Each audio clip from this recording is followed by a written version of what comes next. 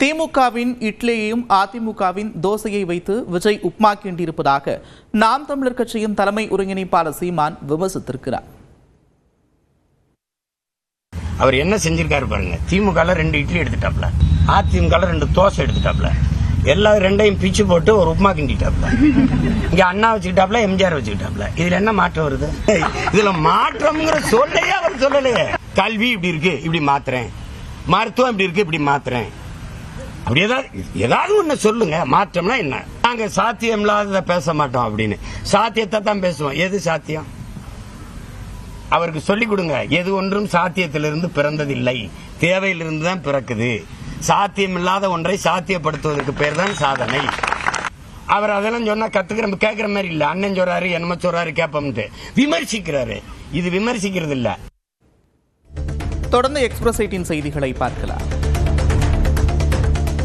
இந்திய பங்குச்சந்தையில் தொடர்ந்து 6வது நாளாக சரிவை சந்தித்த நிலையில் மும்பை பங்குச்சந்தையில் குறியீட்டு எண்ணான சென்செக்ஸ் 733 புள்ளிகள் சரிவடைந்தது. வெளிநாடுகளிலிருந்து அமெரிக்காவிற்கு இறக்குமதி செய்யப்படக்கூடிய மருந்துகளுக்கு 100% வரி விதிக்கப்படும் என்று அந்நாட்டு அதிபர் ட்ரம்ப் அறிவித்திருந்தார். இதன் காரணமாக இந்திய பங்குச்சந்தைகளில் மருந்து நிறுவன பங்குகள் விலை 2% வரை சரிவடைந்தன. சென்செக்ஸ் 733 புள்ளிகள் சரிவடைந்து 80,426 புள்ளிகளில் வர்த்தகத்தை நிறைவு செய்தது. இதேபோல தேசிய பங்குச்சந்தை குறியீட்டு எண்ணான நிப்டி 236 புள்ளிகள் சரிந்து 24,655 புள்ளிகளில் வர்த்தகத்தை நிறைவு செய்தது. கடந்த 2 நாட்களாக குறைந்து வந்த தங்கத்தின் விலை இன்று மீண்டும் உயர்ந்தது. சென்னையில் ஆபரண தங்கத்தின் விலை கிராமுக்கு 40 ரூபாய் உயர்ந்து 10,550 ரூபாய்க்கும், சவரனுக்கு 320 ரூபாய் அதிகரித்து 84,400 ரூபாய்க்கும் விற்பனையாகிறது. அதேபோல் வெள்ளி விலையும் கிராமுக்கு 3 ரூபாய் உயர்ந்து கிராம் 153 ரூபாய்க்கும், 1 கிலோ கட்டி வெள்ளி 1,53,000 ரூபாய்க்கும் விற்பனையாகி வருகிறது. லடாக்கில் ஏற்பட்ட வன்முறையை தொடர்ந்து சூழியல் செயற்பாட்டாளர் சோனம் வாங்சு கைது செய்யப்பட்டார். லடாக்கிற்கு மாநில அந்தஸ்து மற்றும் அரசியலமைப்பின் 6வது அட்டவணையில் சிறப்பு அந்தஸ்து உள்ளிட்ட கோரிக்கைகளை வலியுறுத்தி சுற்றுச்சூழல் ஆர்வலர் சோனம் வாங்சு தலைமையில் நடைபெற்ற போராட்டத்தில் கலவரம் வெடித்தது. இதில் 4 பேர் உயிரிழந்த நிலையில் ஊரடங்கு உத்தரவும் பிறப்பிக்கப்பட்டது. சோனம் வாங்சுவின் தூண்டுதலின் காரணமாக வன்முறை நிகழ்ந்ததாக தகவல் பரவிய நிலையில் அவர் கைது செய்யப்பட்டார். முன்னதாக சோனம் வாங்சுவின் கல்வி நிறுவனம் வெளிநாடுகளிலிருந்து நிதியுதவி பெறுவதற்கான உரிமத்தை மத்திய அரசு ரத்து செய்தது குறிப்பிடத்தக்கது.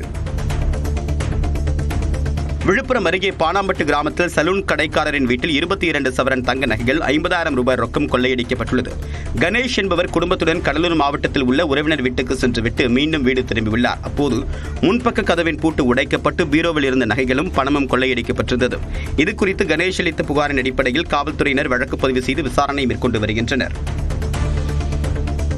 ராமநாதபுரம் மாவட்டம் கமுதி அருகே முறை தவறிய உறவு தொடர்பான பிரச்சனையில் உதவி ஆய்வாளர் அரிவாள் வெட்டப்பட்ட சம்பவம் பரபரப்பை ஏற்படுத்தியுள்ளது. பேரையூர் காவல் நிலைய உதவி ஆய்வாளர் முருகன் சீருடை இல்லாமல் உப்பங்குளம் அருகே சென்ற போது வழிமறித்த அடையாளம் தெரியாத இருவர் அரிவாளால் வெட்டிவிட்டு தப்பி ஓடினர். இதில் முகத்தில் வெட்டுக்காயமடைந்த உதவி ஆய்வாளரை மீட்ட அக்கம் பக்கத்தினர் மதுரையில் உள்ள தனியார் மருத்துவமனையில் அனுமதித்தனர்.